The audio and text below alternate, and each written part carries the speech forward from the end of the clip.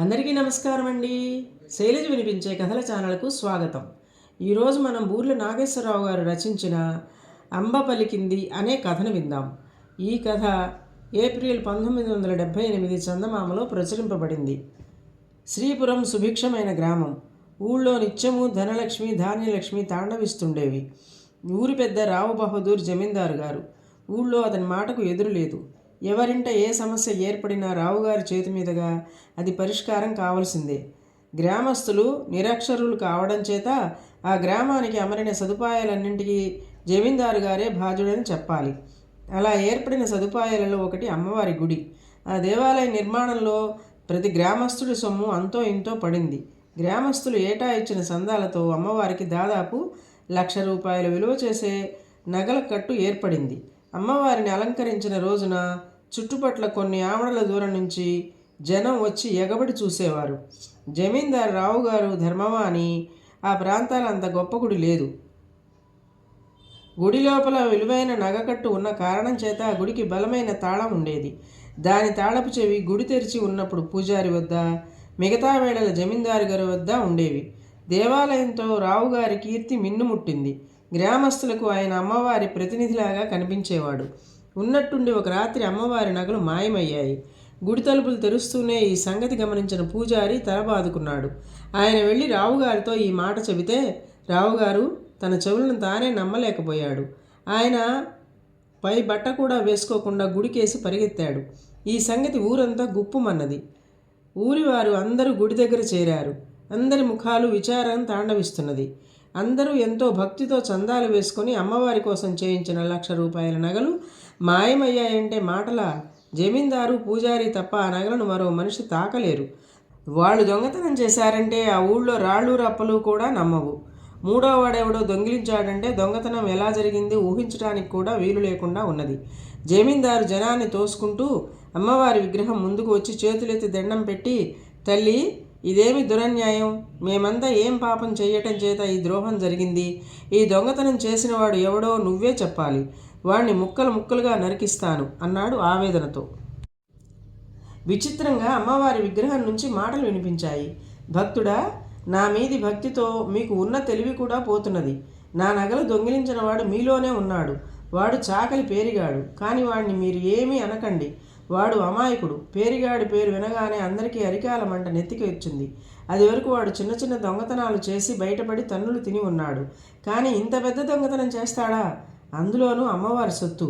వెంటనే చాకలి పేరివాడిని బరబర ఆలయానికి లాక్కొచ్చారు. వాడు తన మీదకి వచ్చిన నేరం విని, నాకేమీ తెలియదు బాబు అని కేకలు పెట్టాడు.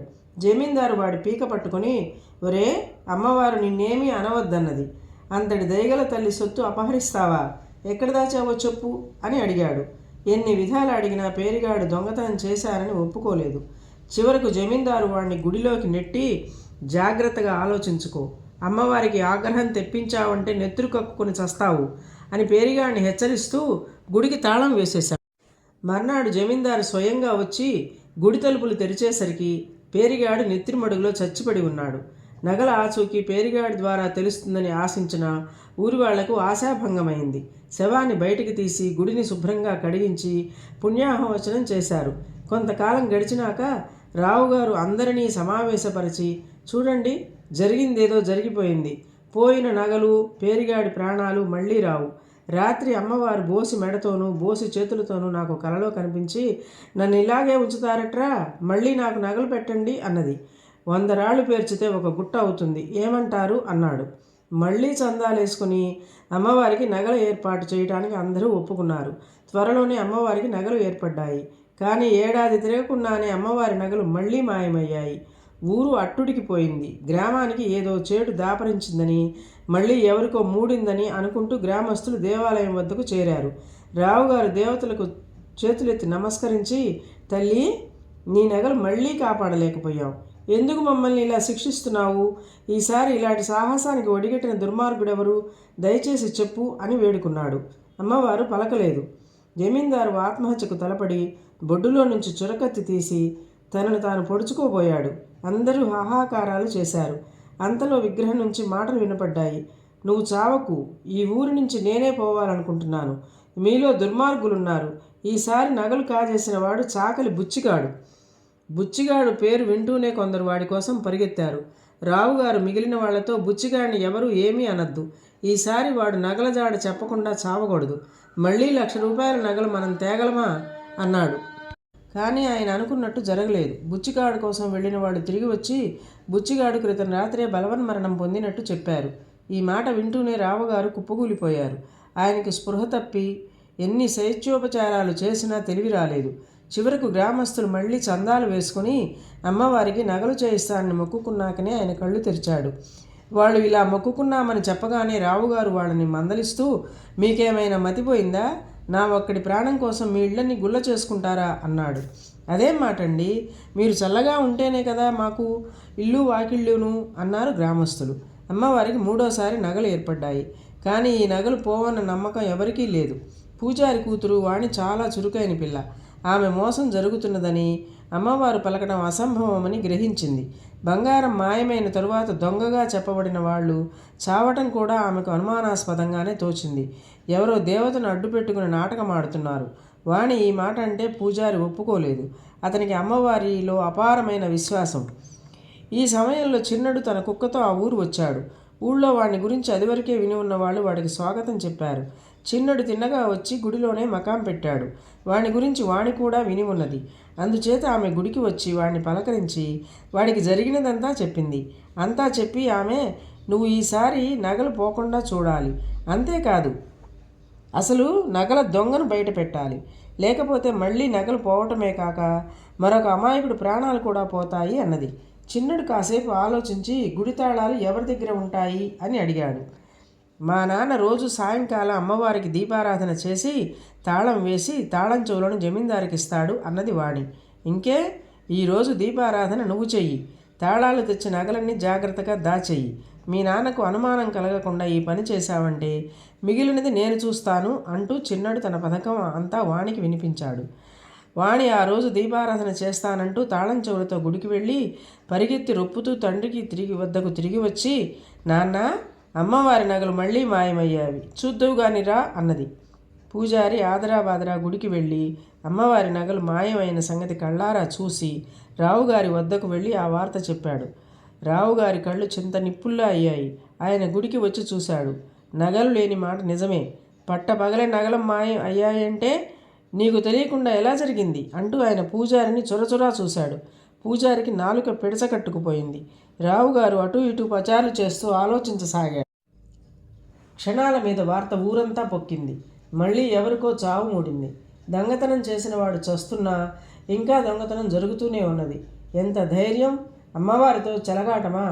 ఆ రాత్రి గడవనిచ్చి మర్నాడు తెల్లవారగానే జనం గుడి దగ్గరకు చేరారు.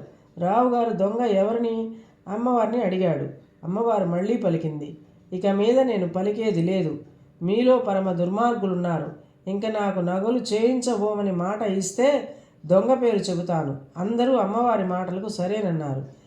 ఈసారి నా నగలు పట్టపగలే దొంగలించిన వాడు కుమ్మరి నాగులు అన్నది అమ్మవారు.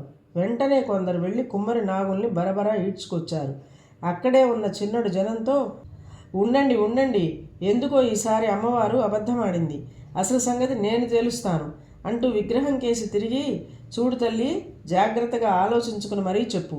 నగలు తీసినవాడు నిజంగా నాగులేనంటావా అన్నాడు. విగ్రహం నుంచి కోపంగా మాటలు వినిపించాయి. ఎవడు వాడు? నన్నే శంకిస్తున్నాడు. ముందు వాడిని శిక్షించండి. మరుక్షణం జనం చిన్నడి మీదికి ఉరికారు. వాణి వాళ్ళని ఆగమని, అమ్మవారు చెప్పింది పచ్చి అబద్ధం. నగలు నా వద్ద ఉన్నాయి, వాటిని తీసినది నేను అంటూ తన చేతిలో ఉన్న మూట విప్పి అక్కడ పెట్టింది. అందరూ నిర్ఘాంతపోయారు. అమ్మవారు ఎందుకు ఇలా అబద్ధం చెప్పింది? వాళ్ళు ఒకరి ముఖాలు ఒకరు చూసుకోవడం గమనించి చిన్నడు, ఇలా అబద్ధాలు చెప్పే దేవతను నేను ఎరుగుదును. ఈ అమ్మవారిని మీకు ప్రత్యక్షంగా కూడా చూపగలను అంటూ కుక్కను విగ్రహం వైపుకి ఉసిగొల్పాడు. కుక్క వెళ్ళి విగ్రహం వెనుక ఉన్న మనిషిని యువతలకి లాక్కొచ్చింది. ఆ మనిషి రావుగారి పాలేరు పెళ్ళాం. నిజం చెప్పకపోతే చంపేస్తామని బెదిరించిన మీదట అది నగలు ప్రతిసారి కాజేస్తుంది జమీందారేనని తనను విగ్రహం చాటున ఉంచి అతను చెప్పమన్న విధంగా చెప్పిస్తున్నాడని బయటపెట్టింది. ఈ లోపల రావుగారు అక్కడి నుంచి జారుకున్నాడు. చిన్నడు జనాన్ని తీసుకుని రావుగారి ఇంటికి వెళ్ళేటప్పటికీ ఆయన తాను కాజేసిన అమ్మవారి నగలతో పరారీ అయ్యే ప్రయత్నంలో ఉన్నాడు. కుక్క సహాయంతో చిన్నడు నగలు రావుగారి నుంచి లాక్కొని ఆయనను ఊరు విడిచి పొమ్మన్నాడు. తర్వాత ఊరి వాళ్ళ ఆదరాభిమానాలు అందుకొని చిన్నడు కూడా తన కుక్కతో మరో గ్రామానికి బయలుదేరాడు. ఇదండి కథ. ఈ కథ మీకు నచ్చినట్లయితే లైక్ చేయండి, షేర్ చేయండి, కామెంట్ చేయండి, సబ్స్క్రైబ్ చేసుకొని నన్ను ఎంకరేజ్ చేయండి. నమస్కారం అండి.